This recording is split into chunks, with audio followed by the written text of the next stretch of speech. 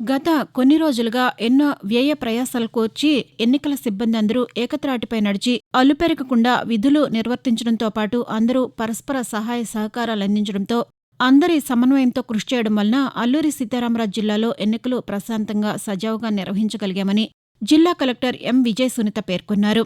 Counting పూర్తి ఫలితాల ప్రకటన అనంతరం ఆమె మాట్లాడుతూ క్రింది స్థాయి నుంచి పై స్థాయి వరకు ప్రతి ఒక్కరూ అంకిత భావంతో పనిచేశారని, తాను బాధ్యతలు స్వీకరించిన అతి తక్కువ సమయంలో ఎటువంటి అవాంతరాలు లేకుండా విజయవంతంగా నిర్వహించగలిగామని, సహకరించిన ప్రతి ఒక్కరికి పేరుపేరున ధన్యవాదాలు తెలియచేస్తున్నానని ఆమె అభినందించారు.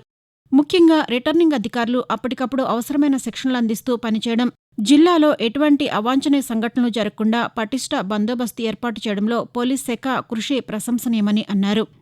గత నెల 9 నుంచి 11వ తేదీ వరకు జరిగిన శ్రీ మోదకొండమ్మ అమ్మవారి జాతరలో భాగస్వాములైన ప్రతి ఒక్కరికి గత జిల్లా కలెక్టర్ ఎం. విజయ సునీత ధన్యవాదాలు తెలిపారు. అందరి సమిష్టి కృషితో అమ్మవారి జాతర నిర్విఘ్నంగా ప్రశాంతంగా నిర్వహించామని అభినందించారు. పారిశుద్ధ్య కార్మికులు ఎప్పటికప్పుడు ఆలయ ప్రాంగణం పరిసరాలు పరిశుభ్రంగా ఉంచడంలో శక్తివంచన లేకుండా కృషి చేశారని, పోలీస్ శాఖ కట్టుదిట్టమైన భద్రత కల్పించి ఉత్సవాల్లో ఎటువంటి అవాంఛనీయ సంఘటనలు జరగకుండా శాంతి భద్రతలు కాపాడారని కొనియాడారు. అదేవిధంగా ఆలయ కమిటీ, ఉత్సవ కమిటీ బృందాలు ఉత్సాహంగా పనిచేసి అమ్మవారి దర్శనం ప్రతి ఒక్కరికి లభించేలా చర్యలు తీసుకున్నారని, సాంస్కృతిక కార్యక్రమాలు ఆకట్టుకునే విధంగా నిర్వహించారని, బ్రహ్మకుమారి పలు ఆధ్యాత్మిక కార్యక్రమాలు నిర్వహించడమే కాకుండా భక్తులకు సేవలందించారని సంతోషం వ్యక్తం చేశారు.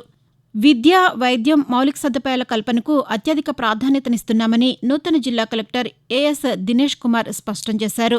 పాత్రికేయుల సమావేశంలో కలెక్టర్ మాట్లాడుతూ గతంలో నరసాపురం సబ్ కలెక్టర్గా, రంపచోడవరం ఐటీడీఏ ప్రాజెక్టు అధికారిగా, ఏపీ ఫైబర్ ఎండీగా, గుంటూరు జిల్లా జాయింట్ కలెక్టర్గా, ప్రకాశం జిల్లా కలెక్టర్గా విధులు నిర్వహించారు.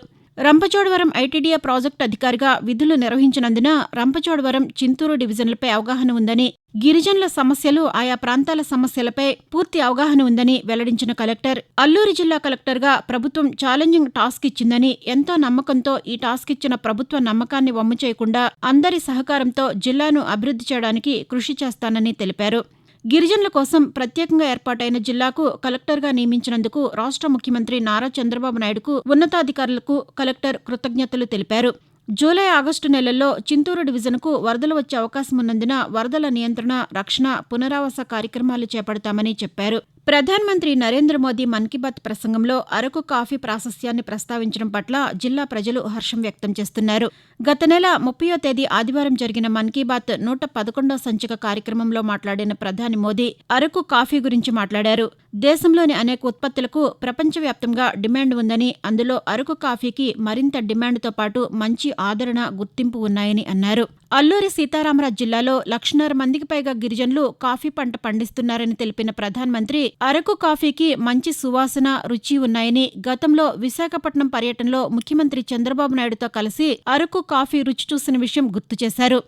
ఎన్నో గ్లోబల్ అవార్డులు పొందిన అరకు కాఫీ ఢిల్లీ G20 సమ్మిట్లోనూ ప్రాచుర్యం పొందిందని అన్నారు. ప్రధానమంత్రి నరేంద్ర మోదీ అరకు కాఫీపై ప్రశంసించడంతో జిల్లా కలెక్టర్, గిరిజన ప్రజలు, కాఫీ రైతులు ప్రధానమంత్రికి కృతజ్ఞతలు తెలిపారు. విప్లవ వీరుడు అల్లూరి సీతారామరాజు ఉద్యమ స్ఫూర్తితో నియోజకవర్గంలో గిరిజన గ్రామాల అభివృద్ధికి కృషి చేస్తానని ఎమ్మెల్యే మిరియాల శిరీషాదేవి పేర్కొన్నారు. అల్లూరి జయంతిని పురస్కరించుకుని అల్లూరి విగ్రహానికి ఎమ్మెల్యేతో పాటు మాజీ ఎమ్మెల్యేలు సీతంశెట్టి వెంకటేశ్వరరావు, చిన్నం బాబు రమేష్ పూలమాలలు వేసి నివాళులర్పించారు. ఈ సందర్భంగా ఎమ్మెల్యే మాట్లాడుతూ విప్లవ వీరుడు అల్లూరి సీతారామరాజు బ్రిటిష్ వారిని ఎదురొడ్డి పోరాడి తరిమి కొట్టారని అన్నారు. జిల్లాలో చేపల వేట ద్వారా జీవనోపాధి పొందుతున్న గిరిజన మత్స్యకారులకు మత్స్యశాఖ సహకారం అందిస్తూ ప్రోత్సహిస్తోంది. వారి జీవనోపాధికి బాటలు వేస్తోంది. ఇందుకు ప్రత్యేకంగా నిధులు వెచ్చిస్తోంది. ఏటా 12 లక్షల చేప పిల్లలను పెంచుతూ మత్స్యకారులు ఆధారపడిన 18 పెద్ద చెరువుల్లో విడుదల చేస్తోంది. వీటి పెంపకం ద్వారా వారు మంచి ఆదాయాన్ని పొందుతున్నారు. దీనిలో భాగంగా రంపచోడవరం మండలంలోని పందిరిమామిడి, రాజవమ్మంగి ప్రాంతాల్లో మత్స్యశాఖ చెందిన చేప పిల్లల పెంపక కేంద్రాలను సిద్ధం చేసింది. కడియంలోని ప్రభుత్వ చేపపిల్లల ఉత్పత్తి క్షేత్రం నుంచి తీసుకురానున్నట్లు మత్స్యశాఖ అధికారులు తెలిపారు. గిరిజన సొసైటీలకు సెప్టెంబర్, అక్టోబర్లో చేపపిల్లలను పంపిణీ చేయనున్నట్లు వారు పేర్కొన్నారు.